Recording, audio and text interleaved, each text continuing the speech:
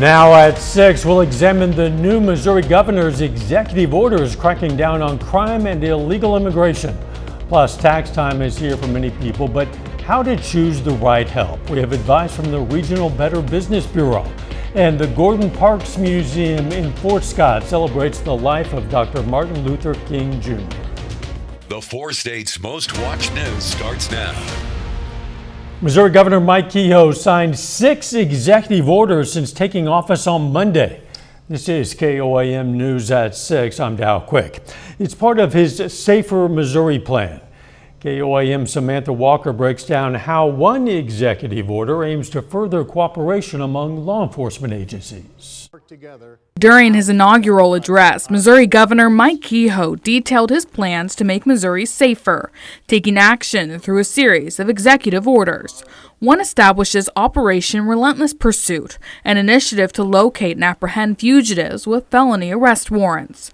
Kehoe explained the need for the program in his orders, saying, quote, "Studies show that individuals evading felony warrants are likely to engage in additional criminal activity, further endangering Missouri citizens and communities." Going on to add, quote, "Addressing this challenge requires a concerted, intelligence-led approach that leverages state, federal, county, and local law enforcement resources." Operation Relentless Pursuit establishes intelligence sharing between the Missouri Information Analysis Center and the U.S. Marshals Service Investigations Operations Division in hopes of having more current information on the location of fugitives. The operation will also designate a full-time Missouri Highway Patrol Division of Drug and Crime Control investigator in each region of the state to assist with the initiative. They'll act as a liaison for drug task forces and other federal, state, and local agencies.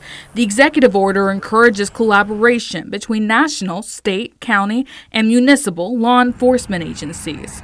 In a statement to KOAM, a spokesperson for MSHP says, quote, "We will work to implement those directives provided by the governor." The governor also said he would be taking action on further steps to make Missouri a safer place to live.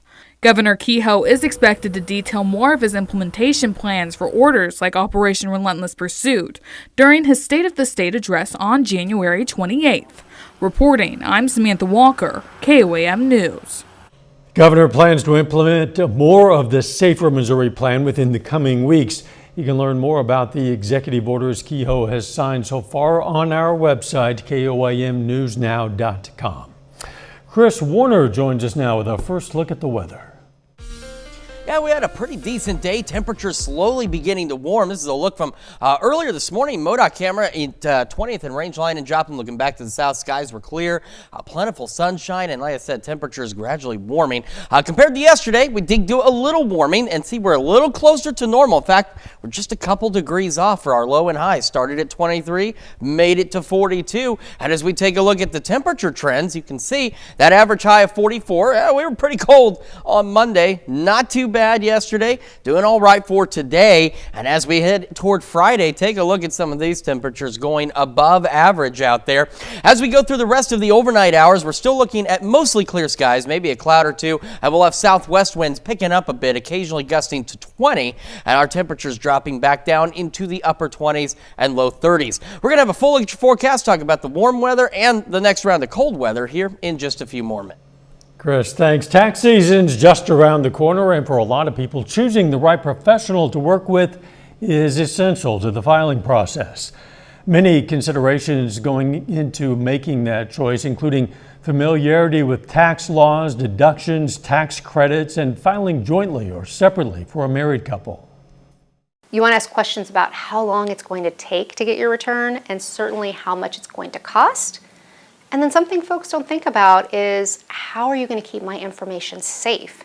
You give that tax preparer a lot of personal information about you, and you want to make sure that information is secure. If you have questions about a tax expert's credentials, well, you can always check with the Better Business Bureau.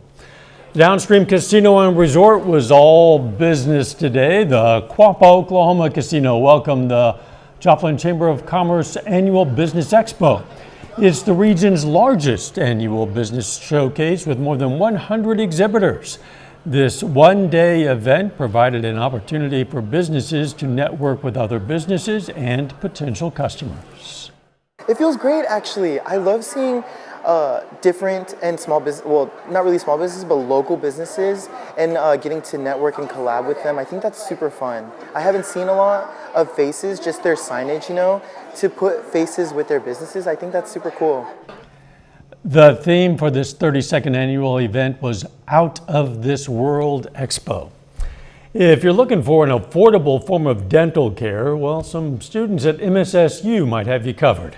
For $30, Missouri Southern dental hygiene students offer a range of services, including cleanings, x-rays, and even oral cancer screenings, all without the need for insurance.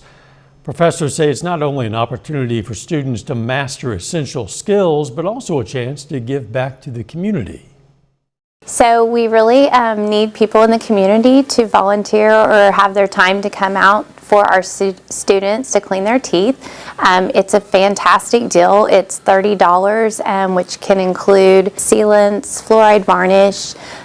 We do anything. We do see kids age 5 and up, adolescents, geriatrics, adults.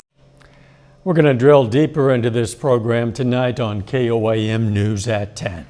Fort Scott's Gordon Parks Museum has begun its 2-day annual celebration for Dr. Martin Luther King Jr. Day. Students from Fort Scott Community College and Pitt State read excerpts of King's I Have a Dream speech along with other quotes. The museum board president says it's meaningful that the event took place at this particular museum because of Gordon Parks' contributions toward fighting social injustice and racism. One of our greatest African American leaders of all times, at least on his birthday, we should be celebrating the contribution in this country that folks who came over as slaves have made. KOAM's Melissa Alexis is going to have more on the celebration tonight on KOAM News at 9 on Fox 14 and, of course, KOAM News at 10.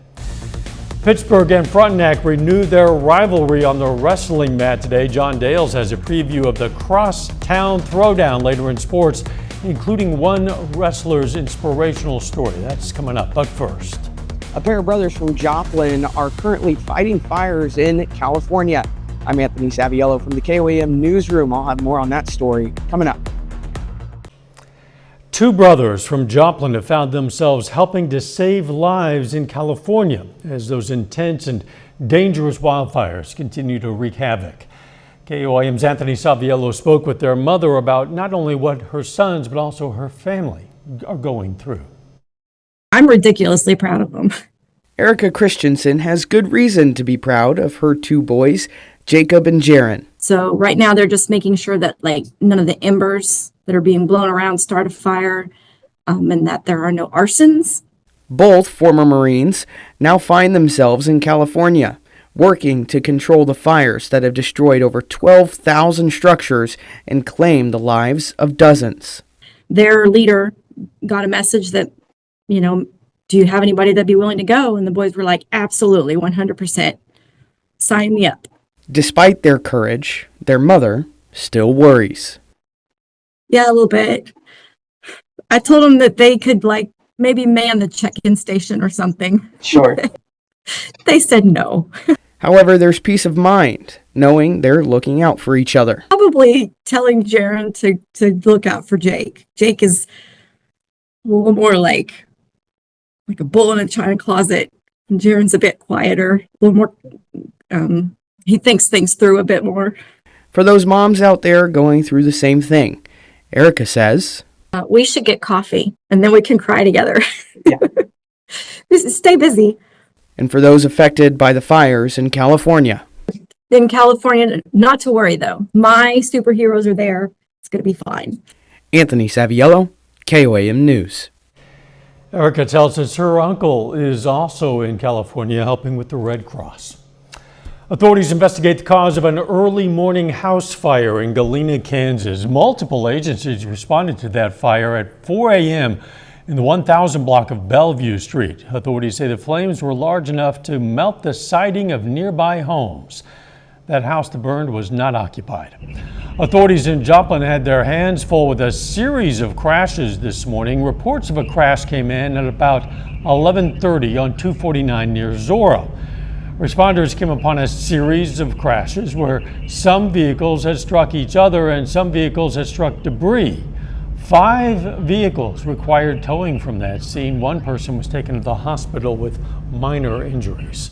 A little later, some kids in Joplin dig deep to find some fun facts about groundhogs. Plus, Chris has a full look at the forecast. That's next.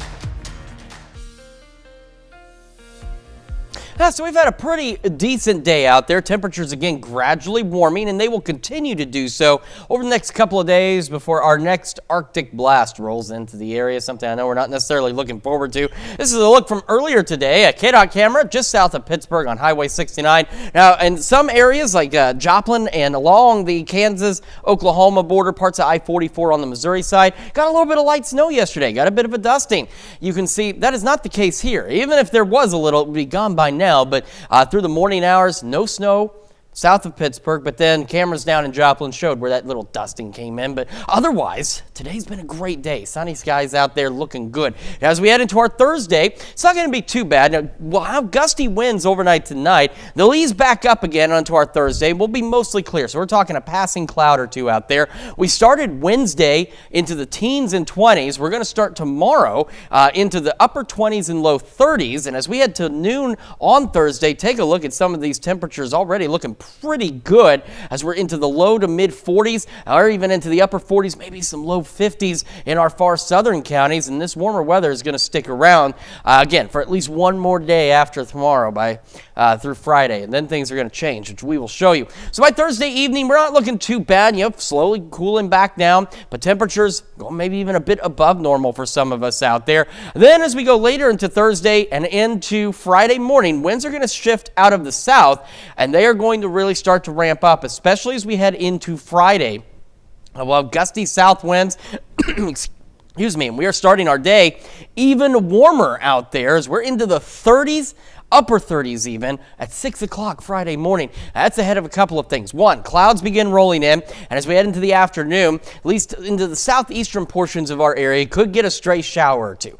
Not much expected. Not everybody is going to see rain necessarily, but you can see a few showers will be possible through the afternoon and into the early evening. But here's what we're watching. By about 4, 5, 6 o'clock within that zone, you see that cloud line right there, and you see that wind shift line. Here comes the cold front, here comes the Arctic air, and it's going to begin to drop our temperatures rather quickly as we go into the late night and overnight hours, and we're going to have those winds shifting out of the north for us. So we're going to go from being near 60 Friday afternoon, falling back into the 30s by Saturday morning out there. So it's going to get cold. For the rest of tonight, though, again, southwest winds are going to pick up just a bit, gusting to 20. A few clouds here and there, and we'll be back down into the upper 20s, low 30s. A few clouds for our Thursday, a little warmer, upper 40s, maybe a couple of low 50s here and there. A west breeze around 5 to 10. As we head into Thursday night, upper 20s, low 30s, a few more low 30s, and that's when those winds start ramping up out of the south, gusting upwards of 25 miles an hour. And that is ahead of those changes that are on the way. So again, stray shower to Friday. Cold air sets in. Take a look into the weekend, though. Temperatures really begin to drop. Now we're down in the 30s Saturday. We are in the 20s for highs Sunday, Monday, and Tuesday as we head into next week. Could have a stray snow shower or two as we head into Monday as well, something we'll keep an eye on. But otherwise, we're going to remain below average with this Arctic air through all of next week. So if you got something outside you need to get done, next couple of days, that's the time to do it.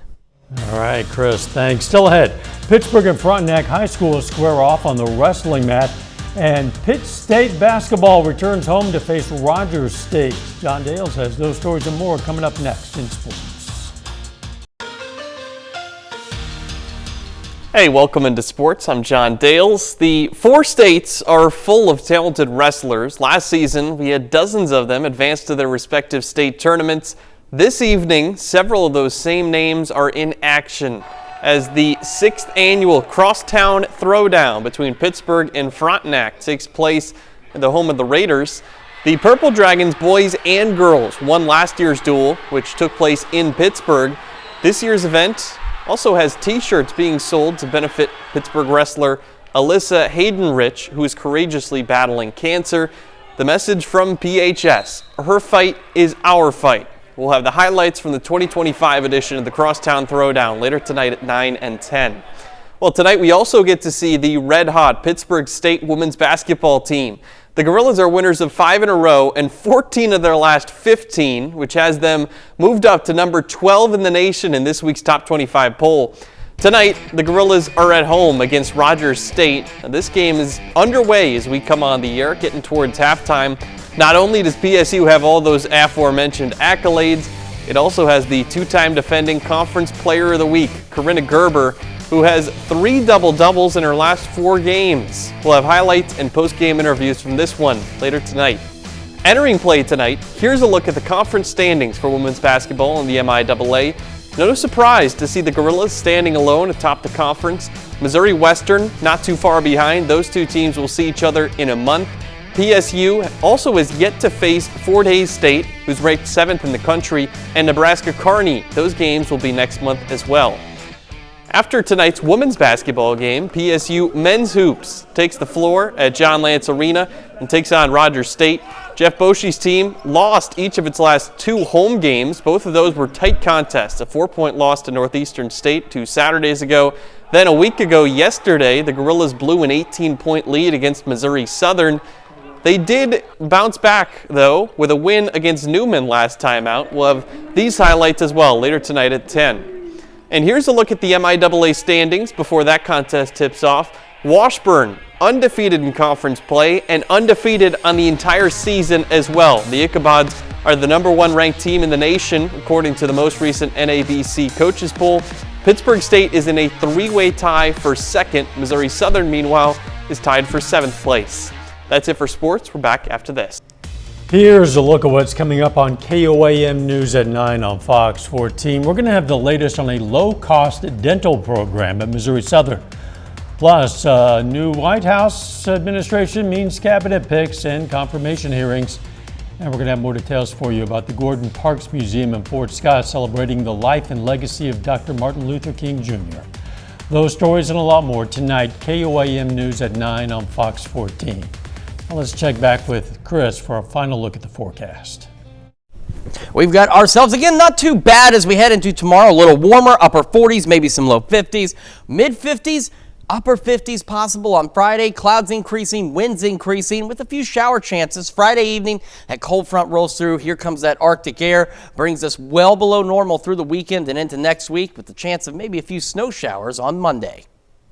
Chris, thanks. Young minds had the chance to go for it and learn about groundhogs today during Preschool Connections at Wildcat Glades. Kids ages 3 to 7 learned about the underground mammals through interactive lessons, including a story, song, and a craft project presented by Wildcat Glades' own Miss Vicky. It just gets everybody started learning about nature. Here at Wildcat Glades, we cover all different topics. Every month is a different topic for the preschool program. And we also have a little older kids program from ages 9 or preschoolers. And then from 7 to 14, we have Nature Explorers. You can learn more about Preschool Connections on our website, KOAMNewsNow.com. Thanks for joining us. We're going to see you right back here for KOAM News at 10. Let's make it a great evening.